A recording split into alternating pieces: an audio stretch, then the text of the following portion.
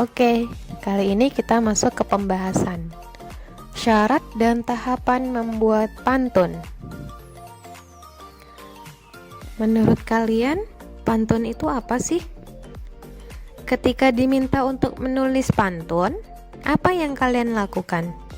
Apakah langsung panik menggaruk kepala? Atau langsung menyerah kalah? Padahal, pantun bukanlah perkara yang susah. Karena pantun adalah seni kemampuan kita dalam menyusun sebuah kata. Pantun dapat memancing perhatian orang agar mendengarkan apa yang hendak kita sampaikan. Misalnya, ketika ruangan kelas ribut, biasanya kita berteriak supaya yang lain bisa diam. Akan tetapi berteriak itu bukanlah perbuatan yang santun. Maka orang-orang dahulu menggunakan pantun untuk menenangkan suasananya. Nah, pantun itu apa sih? Pantun adalah susunan kata yang dirangkai menjadi indah. Nah, ini dia contoh pantun. Ini ya. Tarik benang, tariklah sulam. Kain perada, indah memancar. Mari tenang, marilah diam. Kini saatnya kita belajar. Nah, kalian bisa lihat penulisan Arab Melayunya dalam setiap huruf Latinnya. Tarik benang, tariklah sulam. Kain perada, indah memancar. Mari tenang, marilah diam. Kini saatnya kita belajar. Langsung masuk ke syarat-syarat membuat pantun. Apa aja sih syarat-syarat membuat pantun? Nah, yang pertama harus terdiri dari 2 baris sampiran dan 2 baris isi. Yang bagaimana sampiran, yang bagaimana isi? Nah, ini dia contoh pantun yang tadi. Yang mana sih Bu yang sampirannya? Yang mana sih Bu yang isinya? Ini dia.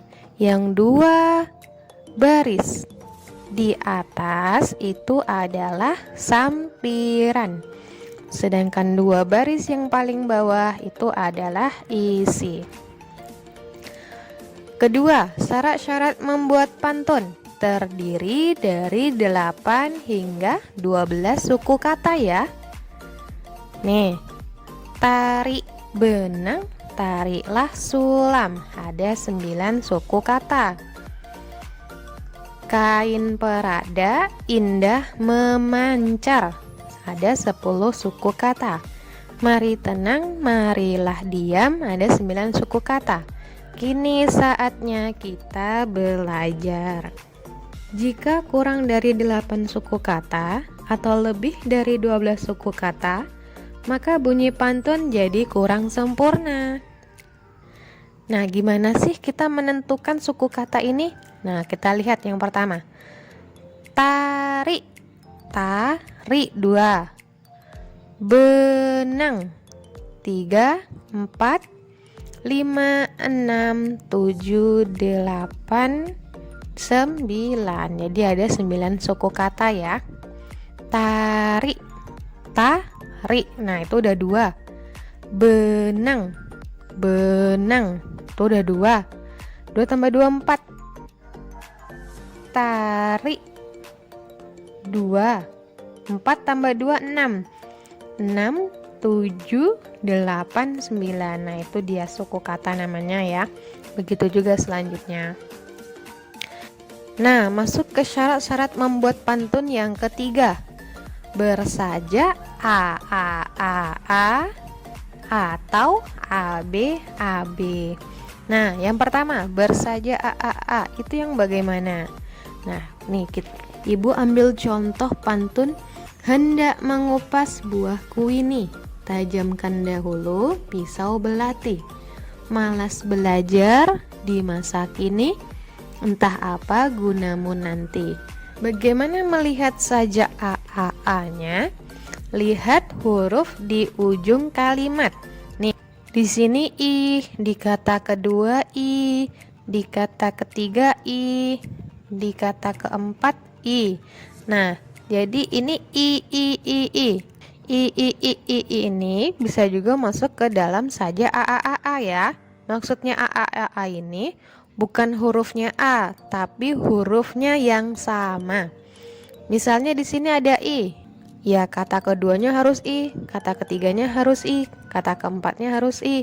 Atau yang di belakangnya e, ya kata pertamanya e, kata keduanya e, kata ketiganya e, kata keempatnya e. Ya, nggak harus a ini hanya sebagai inisial saja. Nah, yang kedua itu adalah bersajak AB. Nah, AB. Tarik benang, tariklah sulam. Kain parada indah memancar. Mari tenang, marilah diam. Kini saatnya kita belajar. Di kalimat pertama dan kalimat ketiga itu ada M. Sedangkan kalimat kedua dengan kalimat keempat itu ada RR. Nah, itu sama aja dengan AB ya. Saja AB. Nah, lanjut masuk ke dalam kunci tahapan membuat pantun. Bagaimana kuncinya? Nih, Bu kasih tahu. Pikirkan dahulu apa yang hendak disampaikan. Kemudian baru pikirkan apa kata yang patut untuk sampiran yang bunyi akhirnya sama dengan bunyi akhir isi pantun. Nah, kita harus memikirkan dahulu apa yang hendak kita sampaikan. Kemudian setelah itu pikirkan apa kata yang patut untuk sampiran yang bunyinya akhirnya tuh sama dengan bunyi akhir isi pantun. Ya, seperti saja tadi a atau ab, tergantung kalian menggunakannya yang mana. Nah, kita lihat tahap pertama. Misalnya, sampiran di sini masih dibiarkan kosong ya. Nah, ini sampirannya masih kosong. Terus, tahap pertamanya itu buatlah isi pantun terlebih dahulu. Tujuan kalian membuat pantun tuh apa?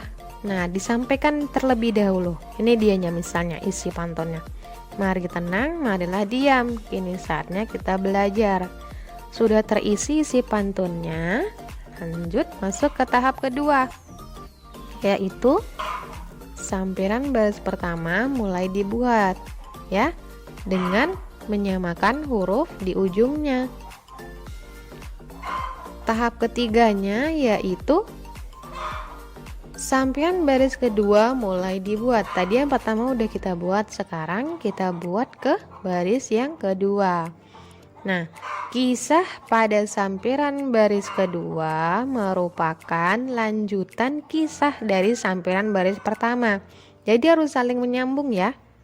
Harus saling menyambung, tidak boleh tidak menyambung. Yang isi harus menyambung, yang sampiran harus saling menyambung. Tapi sampiran dengan isi tidak harus menyambung. Ya, tidak perlu menyambung.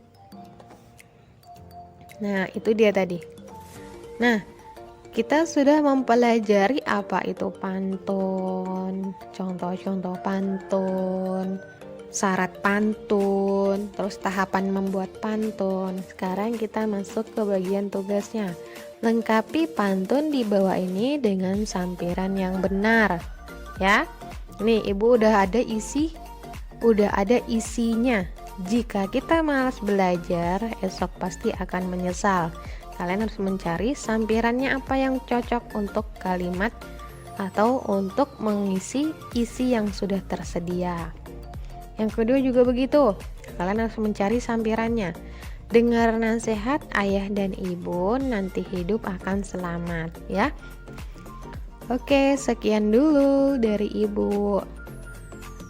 Apabila ada kesalahan, Ibu minta maaf ya. Dan jangan lupa klik like, komen, dan subscribe. Assalamualaikum warahmatullahi wabarakatuh.